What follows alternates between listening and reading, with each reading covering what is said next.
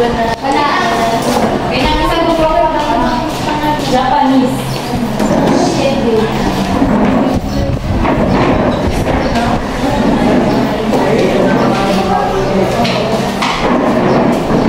So good afternoon everyone. Today we are going to discuss about Roman, medieval, Chinese, and ukiyo-e Japanese print. So this is our objectives. Oh my gosh. Yes. Yes. And hopefully we will next. So first, let us talk about the Roman art. So di na ito magbasa-basa. Ito na i-summarize and ang nag-i-story nyo kung sa kudang sulutan niya. So kaning Roman art, mostly ang kung sa mga tao sa una is bikapin na po siya sa Greek art. Ang iyang panahon, ang Roman art pero is hindi siya original dahil ika na siya sa Greek art. But it is true, while tinuod siya, napikuan na po siya. Kaya kung tinuod siya na bikapin nila, but naabot siya, hindi lang siya bikapin nila sa Greek, but it is a combination of katong mga Italian, Greek art o Egyptian art. So, ang Roman art, for example, cooking ko no, kanang mga ingredients dira, i-combine na siya para mahimo ang Roman art. Sabot ra mo what is Roman art? Okay. Okay, basta na.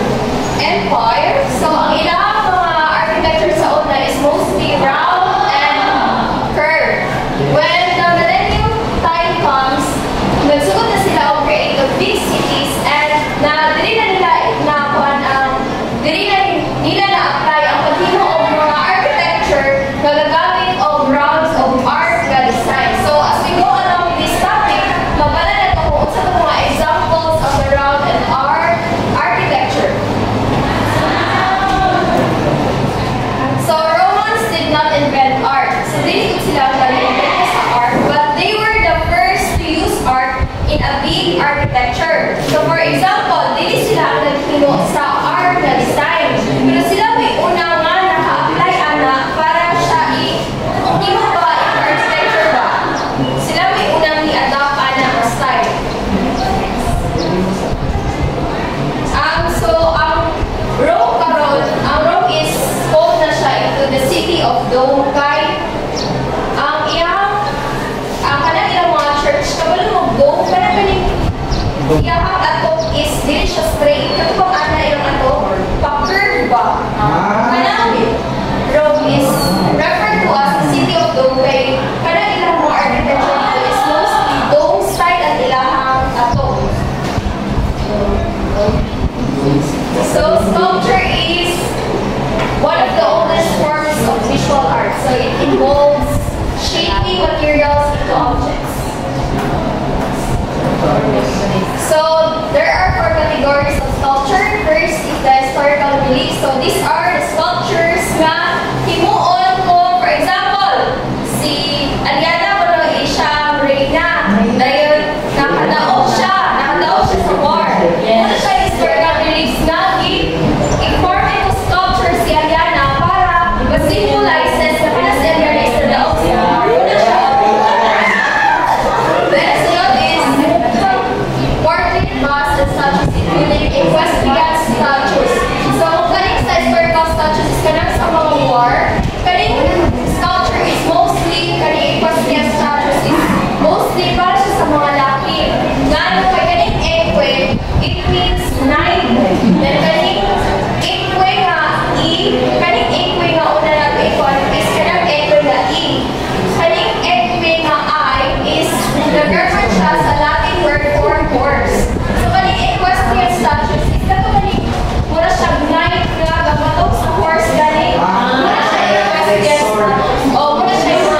Gladiator ang tawag anak. Next is funerary reliefs, sarcophagi or tomb sculpture. So kabalo man tama, Roman is mostly kung kanang may mamatay is kanang i-mummify. Pag man na nag-mummify so there are many ways to how to mummify. Ang pinaka-famous is kanang ang patay is kuha siya ang mga organs. Then para dili maligay ang iyang body is butangan siya asin. That wala siya i-marinate sa asin para kapag iyang moisture is ma-absorb sa asin. Then usa siya i-wrap o katong paper. Next is the purpose is to enforce the following. Siyempre, if kapagaling madaog sila sa war.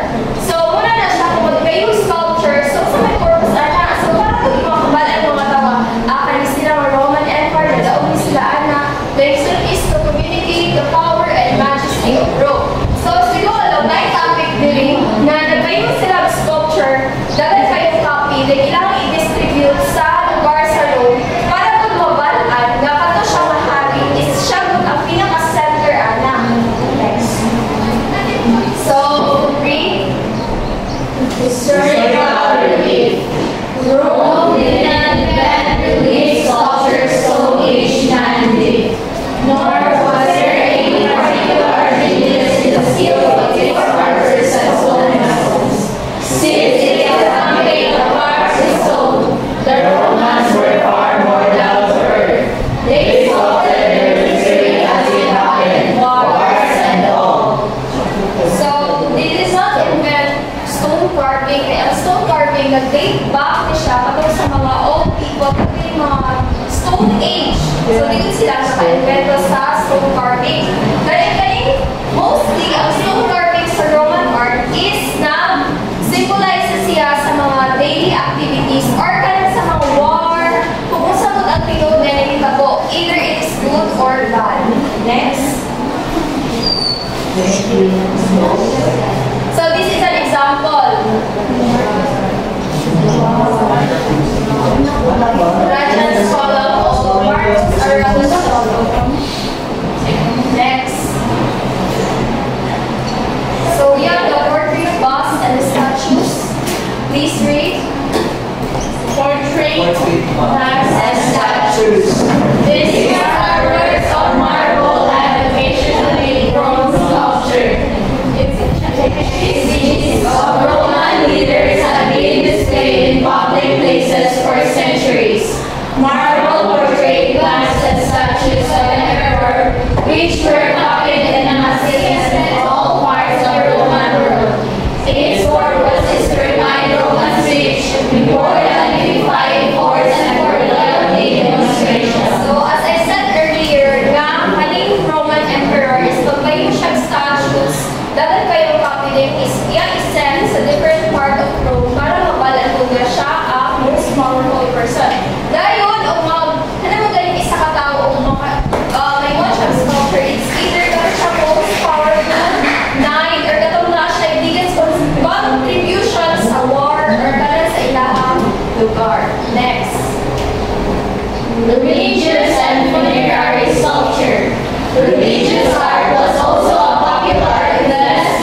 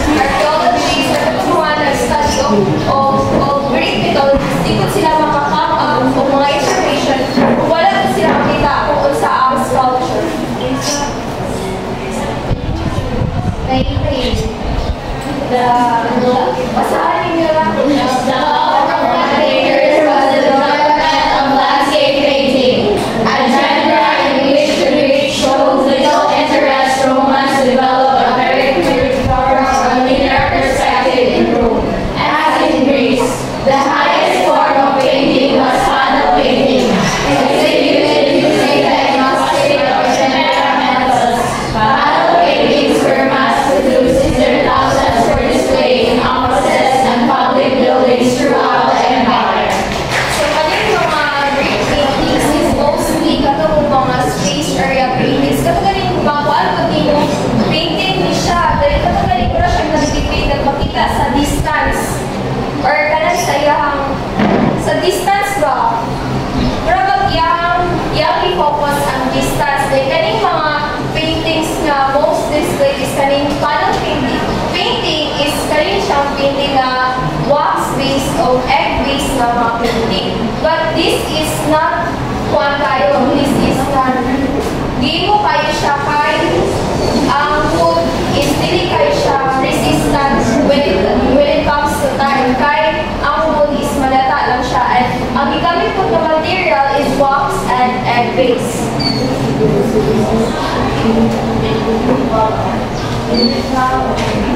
Medieval art. 300. Medieval art. Although the history of medieval art covers almost 10 centuries, the style of Rome and early Italian Renaissance, Western medieval art is limited to light history. So these are the examples of Roman art. What is siya yung so this is the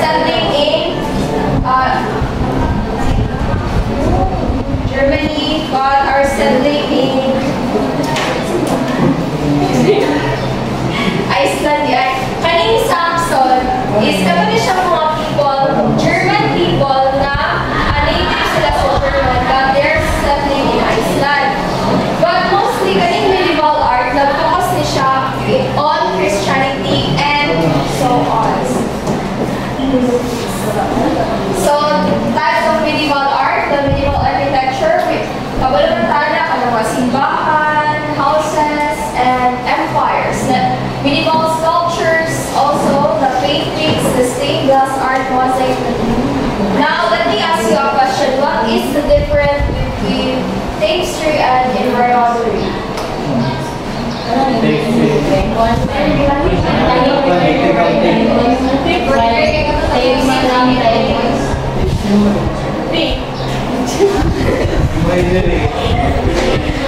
kaning tapestry is mas dako, kaning embroidery kay kamay. Kaning tapestry is para siya ingani na naabot siya image ba, then katong embroidery is katong design. Kaning tapestry is yung purpose is para sa dako, mas public area. Katong embroidery is pwede rin sa nila. As in sila ay lagi.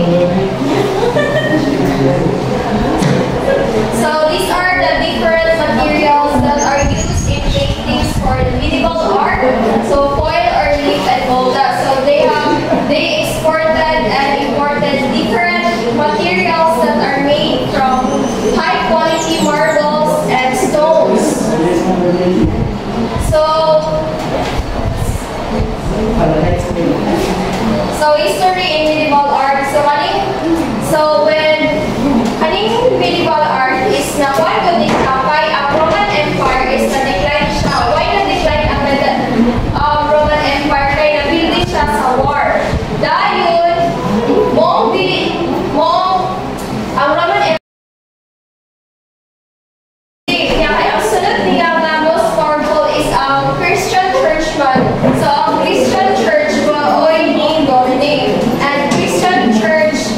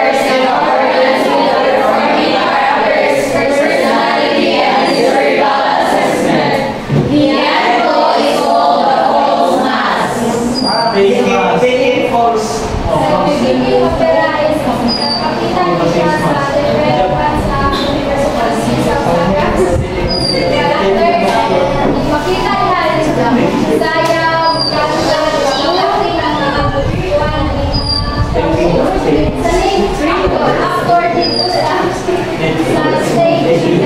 Ang ilan po is also mas una siya kuwan yung rock dili ko na yung kuwan yung maskara yung kita mura na mo diya nagtani na sila sa mga audience.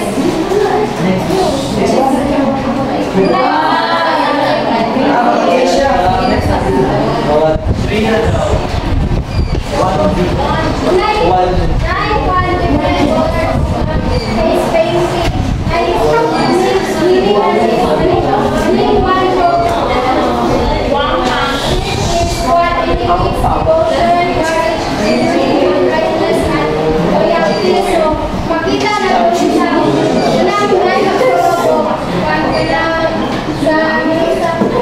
siya face painting ka sa pag-acting dito sa stage. Kanang nagsulong then na mascara is napakita na siya loyalty sa sa iyang character. Next is pang-pag. Yellow na siya. Ngunit kung example sa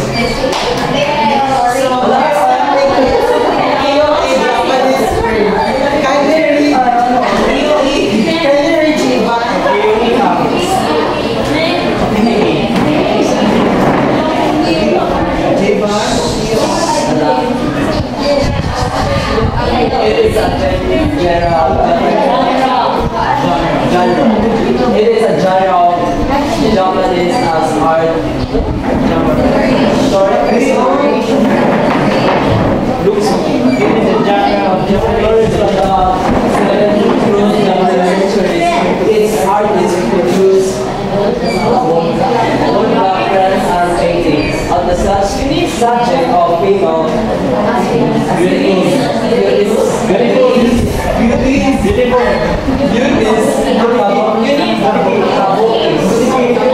Actors and singers,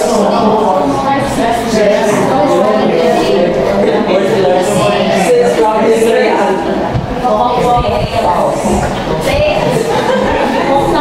Traverses and landscapes, flora and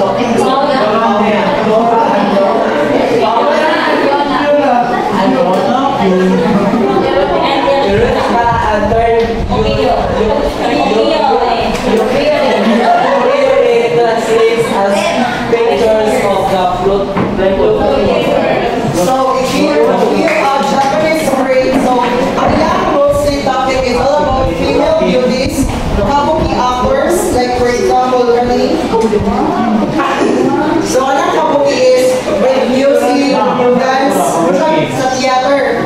Silang face is, makuha ko silang expression. Kabuki actors and solo wrestlers. So, walang solo wrestlers, kabuki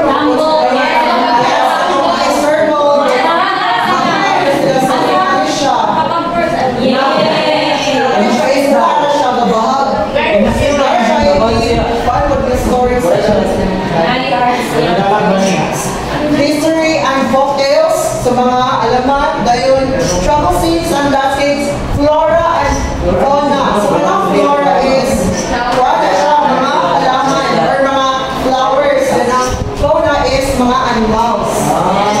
So the term Okiyoa translates as pictures of the floating world. Floating, so balloon. Okay, next. So, ang examples. So, can you read again?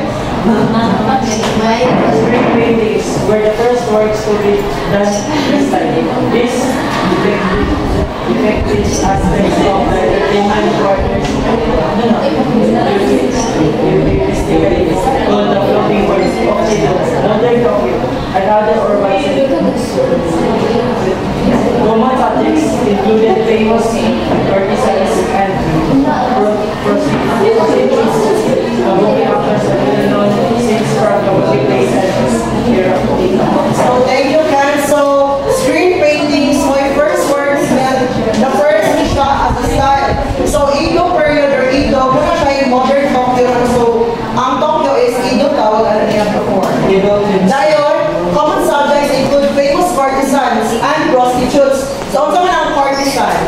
Ano kasi partisan? Ito ng Barbie. Sige, Arlene?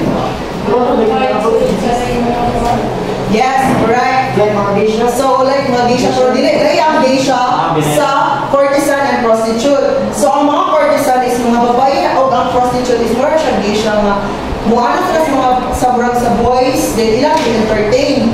But then, ang paningkuan, courtesans, mura sila with class. Kaya sila entertain sila boys with educated naman sila, then muana sila mo sing, mo dance. But ang prostitute is, nahira siya sa courtesan, kaya ang prostitute kaya is, handa na sila ibig. They are prepared to give as long as they money na kapalit. Kabuki actors and global scenes from Kabuki Place. So, in screen painting is na siya mga like daily pakitabo o mga scenes sa Kabuki Place. And erotica. So, erotica is kanya siya siyang mga sexual desires or mga sexual activities. I want erotica. So, kindly read mga play. More important than screen painting, however, their good luck is artists create the first place of study. A new interest in the urban and playworld and its market concentrated the development of the new keyprints designed for mass consumption. So, mas importante daw ang kuan, wood block than the screen painting. Because ang wood block is mas kuan siya for all day. Di man siya mahal. So, mas kuan siya, mas patok siya sa mass or for mass consumption. Okay? So, Ishikawa Moronobu is generally accredited as the first master of ukiyo-e. The transition from single to two-color prints was made by Okumura Masanobu. So, si Ishikawa Moronobu, ang iyang way of kanang sa ukiyo-a print is black and white black and white bond paper din. Black ra yung pag-colored. So, single to two-color prints kaya. Dayon, tawag ni Okumura Masanobu, nadugangan na siya laing color like red. Para makuan good ang by-emphasize good. So, kindly read, Ma'am Ellen. In 1765, volume series blocks were introduced by Suzuki Harunobu. The essence of the ukiyo-e style was embodied in the words of Otamaro Yokozai and So, in 1965,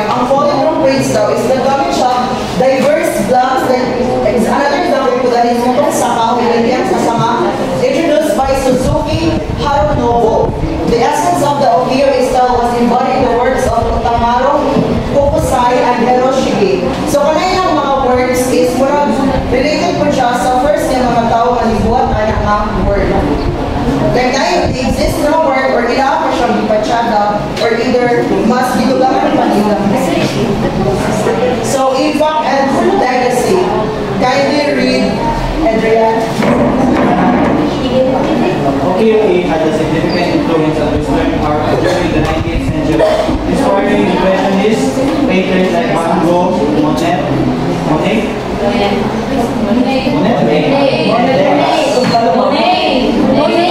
They played a role in shaping Japanism, a European fascination with Japanese aesthetics.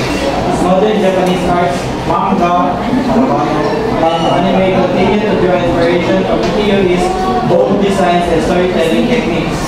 So, here, nasa important influence sa Western art ng 19th century. So, nasa big impact. Ang past art is nasa big significance sa current nga kuan. So, it inspires impressionist painters like Van Gogh, Monet, and Degas. So, modern Japanese arts, manga, and anime continue to draw inspiration from ukiyo-e bold designs and storytelling techniques. So, even if karon, bisan if karon kay atong mga kuan di ba like sa mga movies or sa mga atong ginatong mga kuan also like mga anime or mostly ato na siyang mga HD kaayo but sa una is kailangan mga anime so mura siyang mga movie ra ba siya kaayo o mga kuan obvious ra siya like sa books nga mabasa so na siya improvement.